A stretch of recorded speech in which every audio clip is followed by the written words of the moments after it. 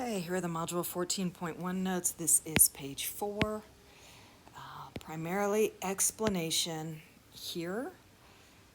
So I am not going to read the whole thing to you. You may want to pause this and read through and then come back and listen to my notes on this. And so here we go. So we may not actually be able to find a proportion for a population. It would be near impossible for some situations. Say we want information about all the adults in the US. No way to poll all of the adults in the US. Right? If we can, it's called a census and still not perfect.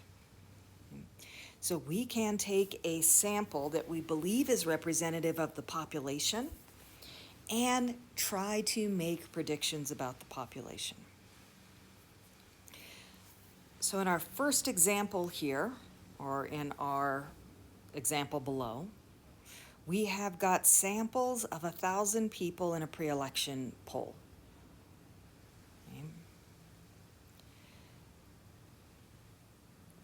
We are going to ask either whether somebody wants to vote for candidate A or B.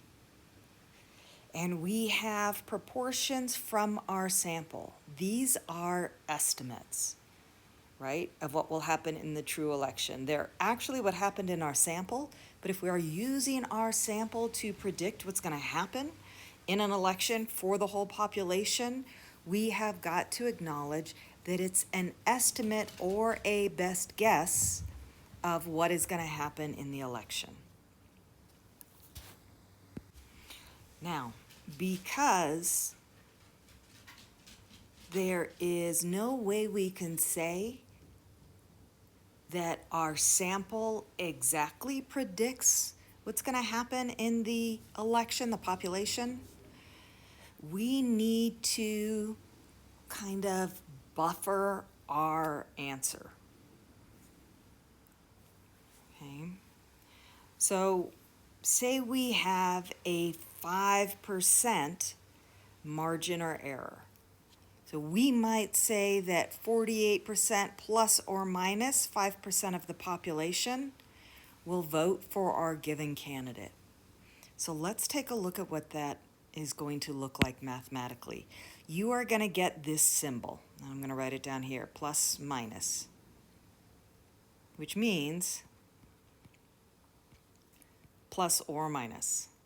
Kind of comes from the fact that mathematicians are kind of lazy. I don't always want to write out two equations. So we use the plus or minus to say, hey, I'm going to take a value and I'm going to add something to it, and I'm going to take a value and subtract something from it. If you remember the quadratic formula from high school, you're familiar with that plus or minus in the numerator. Okay. It's going to look like this, 48% plus or minus 5%. That means I am talking about two different values. And I am going to, let's see if I can give myself a little space.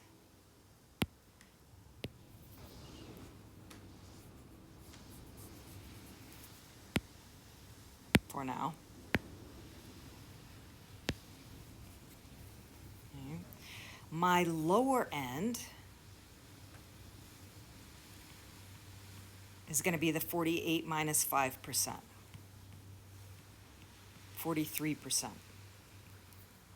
My upper end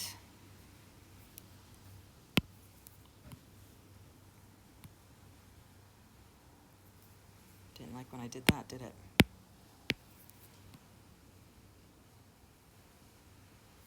Is going to be the 48 plus 5%.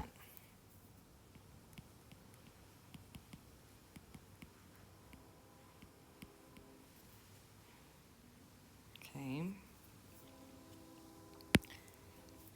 The values that we get are called a confidence interval.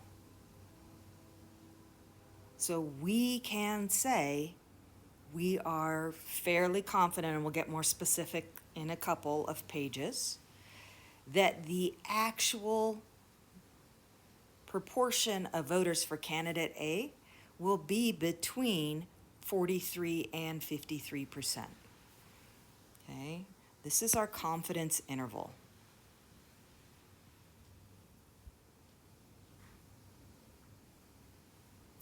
And there's a picture on the next page. The proportion, the actual value that we're working with, is called our point estimate. That's our 48. That is the proportion that we got from our sample.